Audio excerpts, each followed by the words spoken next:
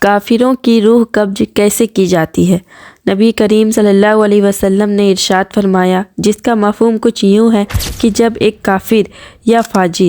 فاجر وہ شخص ہے جو ایمان لانے کے بعد بھی دین پر عمل نہیں کرتا، جب اس کی روح قبض کرنے کے لیے ملک الموت آتے ہیں تو ان کے ساتھ بے شمار بہت زیادہ خوفناک شکل والے فرشتے بھی آتے ہیں، اور فرمایا کہ وہ فرشتے اتنے زیادہ ہوتے ہیں کہ اس کافر یا فاجر شخص کی نظر جہاں تک جاتی ہے وہاں تک اس کو خوفناک شکل والے فرشتے نظر آتے ہیں۔ اب یہاں پر ذہن میں ایک سوال آتا ہے کہ آخر وہ کتنی خوفناک شکل والے ہوں گے؟ تو اس کا جواب بہت سمپل ہے، ایک شخص کے اعمال جتنے زیادہ برے ہوں گے اتنے زیادہ خوفناک شکل والے فرشتے اس کی روح قبض کرنے آئیں گے، اور پھر ملک الموت ان سے کہیں گے، اخرجی ایتھا النفس الخبیثہ، کہ اے خبیث گندی روح باہر نکلا اور اپنے رب کے غصے سے سزا سے مل۔ اور پھر فرشتے اس کے جسم سے ایسے روح کو نکالیں گے کہ جیسے ایک لوہے کے کنگھی کو ایک اون کے اندر سے گزاری جائے۔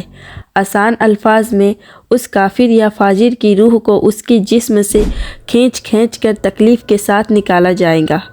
اور پھر وہاں پر موجود فرشتے اس گندی روح کو جہنم سے نکالا گیا ایک بدبودار کفن پہنایا جائے گا، اور یہیں سے اس کو عذاب ملنا شروع ہو جائے گا۔ اور پھر جب فرشتے اس روح کو لے کر جہاں سے گزریں گے وہاں پر موجود فرشتے اس روح کے بارے میں پوچھیں گے کہ آخر یہ خبیث گندی روح کس کی ہے؟ تو وہ فرشتے بتائیں گے کہ یہ فلاں جھوٹے کی، فلاں ظالم کی، فلاں جانی کی، فلاں دھوکے باز کی ہے، اور پھر اس شخص کی آنکھوں کے سامنے جنت کے دروازے کو بند کر دیا جائے گا۔